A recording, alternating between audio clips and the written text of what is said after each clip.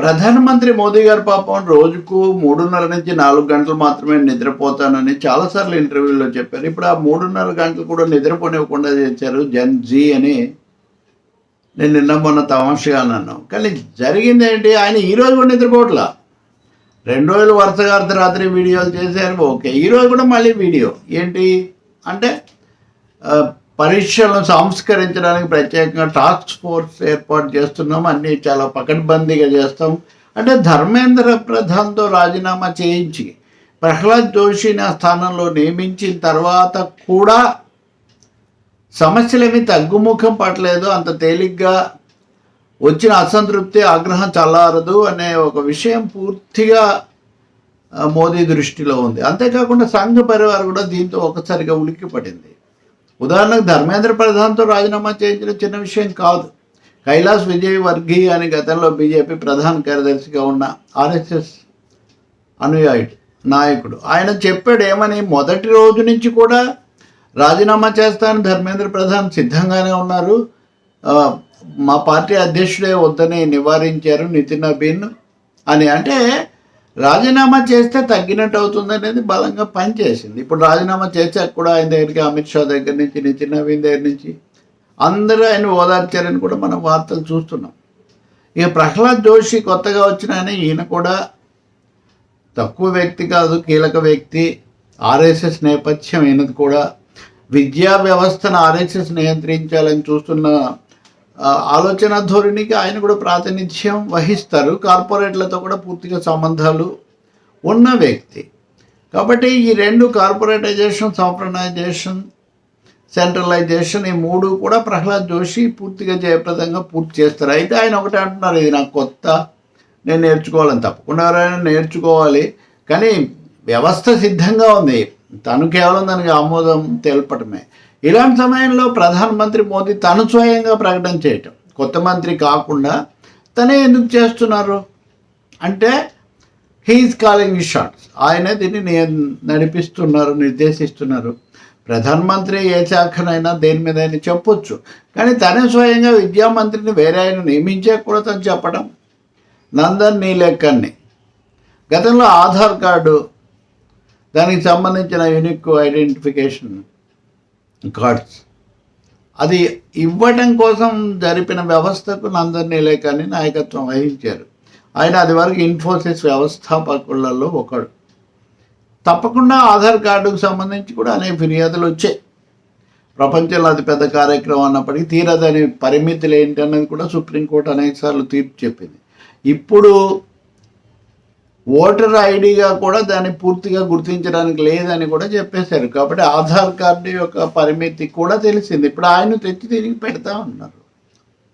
ఏం పెట్టినా కానీ ఈ మూడు దుర్లక్షణాలు, కాషాయీకరణ, కేంద్రీకరణ, కార్పొరేటీకరణ, ఈ మూడు మారకుండా పరీక్ష వ్యవస్థ కానీ విద్యా వ్యవస్థ కానీ ప్రక్షాళన జరిగే అవకాశం లేదు. కానీ ఏదో జరగబోతుంది.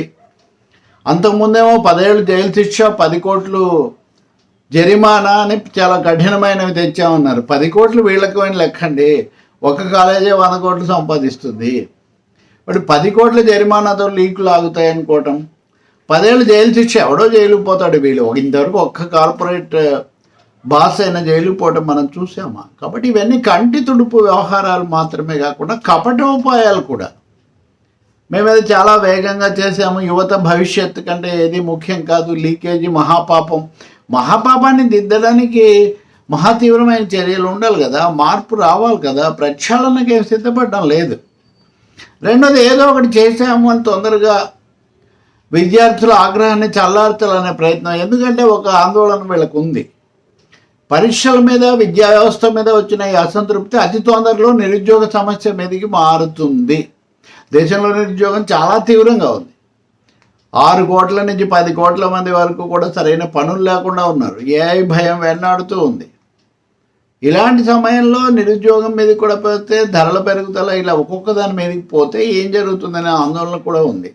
అందుకనే ఈ బొద్దింకల దెబ్బ నుంచి బయటపడడంతో పాటు కొత్త దాడులు, కొత్త ప్రతిఘటనలు మొదలు కాకుండా ఏదో ఒకటి చెయ్యాలి అని ప్రధానమంత్రి రోజు ఒక వీడియో విడుదల చేస్తూ, రోజు ఒక ఉత్తర్విస్తూ చాలా వేగంగా మేము చర్యలు తీసుకుంటున్నాం, చాలా స్పందిస్తున్నాం. ఇవన్నీ కూడా 3-4 నెలల తర్వాతే స్పందిస్తున్నారు అనేది మనం గుర్తుపెట్టుకోవాలి కదా. ఎప్పటి నుంచో నడుస్తూ వచ్చింది కదా సుప్రీంకోర్టు ముందు ఈ కేసు. ఇప్పుడైతే కొత్తగా నీట్ లీక్ అయినట్టు అది కాదు కదా ఇక్కడ. కాబట్టి ఇలాంటి వాటితో పెద్దగా సంతృప్తి చెందే అవకాశము లేదు. రెండోది ఒక భయం కూడా ఉంది. దీని మీద తల వంచాం కాబట్టి అన్నీ ఇంకా ఇలాగే జరుగుతాయేమో, మనం లొంగిపోవాలేమో అని రాష్ట్ర ప్రభుత్వాలకు కూడా ఉంది అది. అలాగే కొంచెం ఏకపక్షంగా ఉండే నాయకులందరికీ కూడా ఇది ఉంది. కాబట్టి బొద్దింకలు నేర్పిన పాఠం చిన్నదేం కాదు. ఇంకొకటి ఈరోజు మీడియా చాలా బహిరంగంగా చెప్తూ ఉంది, ఇది జయప్రదం కావడానికి ప్రధానంగా వామపక్ష విద్యార్థి సంఘాలు తమ జెండాలు కానీ తమ పాత్ర ఏమీ లేకుండా వాళ్ళు ఒక విధంగా నిస్వార్థంగా పిల్లలు ఆందోళన చేస్తున్నారని దానికి మద్దతు తెలిపారు వాళ్ళు. దానివల్ల వీళ్ళకి బలం వచ్చింది. ఇప్పుడు మనం గుర్తు చేసుకోవాలి, జవహర్లాల్ నెహ్రూ యూనివర్సిటీలోనో లేకపోతే హైదరాబాద్ సెంట్రల్ యూనివర్సిటీలోనో నిర్బంధం సాగించి సైనిక శిబిరాలుగా సాయుధ శిబిరాలుగా మార్చిన పరిస్థితి మనం చూసాం.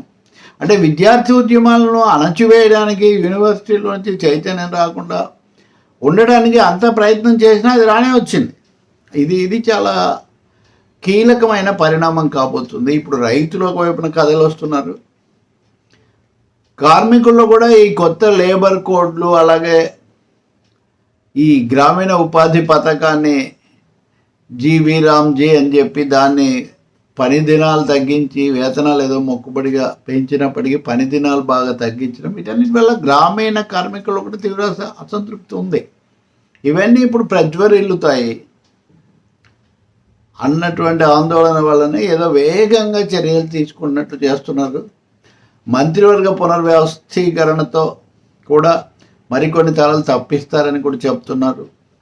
అమిత్ షా హోంమంత్రిగా ఇప్పటివరకు చక్రం తిప్పుతున్న ఆయన్ను ఇంకొంచెం కీలక స్థానంలోకి ఉప ప్రధానిలాగా పెద్ద ప్రమోషన్ ఇచ్చి దాదాపు ఆయన్నే డిఫాక్టో కీలక మంత్రిగా చేస్తారని. ఇవన్నీ ఏం జరుగుతాయో తెలియదు. కానీ ఈ కంటి తుడుపు చర్యలు, ఏవో కమిటీలు, రేపు బిల్లు తెస్తాము పార్లమెంట్లో పెడతామని సోమవారం ఒక ముసాయిదా ఇప్పుడు పంపిణీ చేస్తున్నారు.